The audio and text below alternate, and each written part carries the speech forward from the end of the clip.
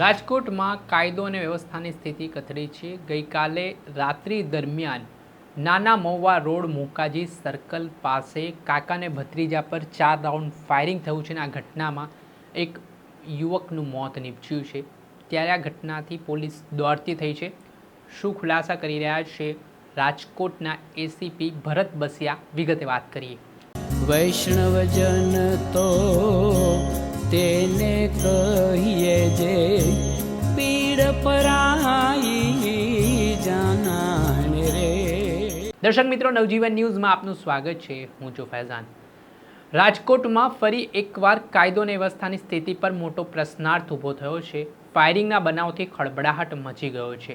ગઈકાલે રાત્રિનો બનાવ છે, જેમાં નાના મહુવા રોડ મોકાજી સર્કલ પાસે કૃષ્ણદીપસિંહ ત્યાં વિસ્તારમાં રહે છે ને ત્યાંથી આરોપી પક્ષના યુવકો છે તે બુલેટ બાઇક લઈને પૂર ઝડપે નીકળ્યા। સ્પીડ સાથે રેસિંગ કરતા હોય તેવી સ્થિતિમાં નીકળ્યા ત્યારે કૃષ્ણદીપસિંહે આજે બેફામ રીતે બુલેટ ચલાવનાર નબીરાઓ હતા તેમને ટોક્યા, ઠપકો આપ્યો ને આના લઈને આ જે બુલેટ ચાલક યુવક છે તે પોતાના મોટા ભાઈને ત્યાં બોલાવે છે ને ત્યાર પછી જે મોટો ભાઈ છે યુવકનો તે તેના પિતાને બોલાવી લે છે ને આટલામાં જે રણજીતવાળા નામનો આરોપી છે, જે યુવકનો પિતા હોય છે, તે રિવોલ્વર સાથે ત્યાં પહોંચે છે ને મારા દીકરાને તે ઠપકો આપ્યો તેમ કરીને બોલાચાલી કરવા લાગે છે।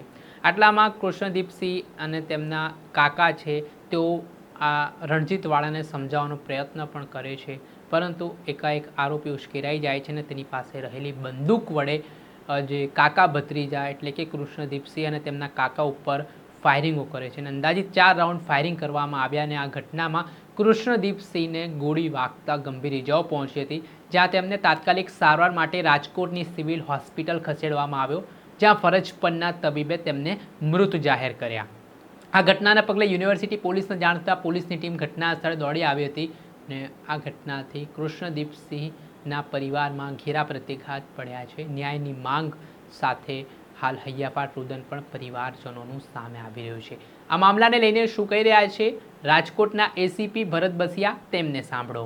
નાનામાં ગામમાં ગામતળમાં શેરી નંબર 4 માં હત્યાનો બનાવ બનેલ છે, જેમાં મરણજનાર કૃષ્ણદેવસિંહ જાડેજા છે તેમજ 3-4 ઇસમો આવી 4 જણા આવી અને ફાયરિંગ કરી અને ઈજા પહોંચાડી અને મૃત્યુ નિપજાવેલ છે અને તેમજ એક અન્ય વ્યક્તિને પણ ઈજા પહોંચાડી છે। હાલમાં સારવાર હેઠળ ચાલુ છે। કારણ શું છે?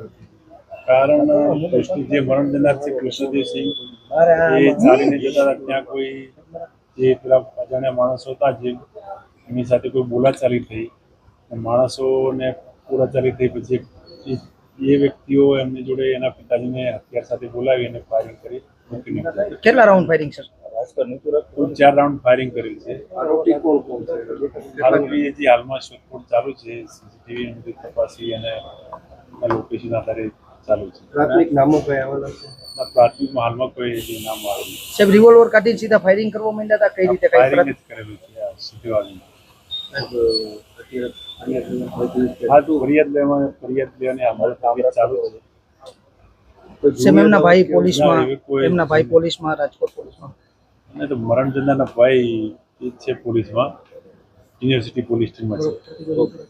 જે આપણે સાંભળ્યા હતા રાજકોટના એસીપી ભરત બસિયા, તેમણે આ ઘટનાને લઈને માહિતી આપી છે ને આ ફાયરિંગ કરનાર રણજીતવાળા અને આ કૃત્યમાં સંડોવાયેલા આરોપીઓ છે તેમની સામે હત્યા અંગેનો પોલીસે ગુનો દાખલ કરી હવે આરોપીઓને પકડવા માટે તપાસના ચક્ર ગતિમાન કર્યા છે। દર્શક મિત્રો, આવી જ ક્રાઇમથી જોડાયેલી સ્ટોરી જોવા માટે નવજીવન ન્યૂઝ જોતા રહો, લાઇક કરો, શેર કરો।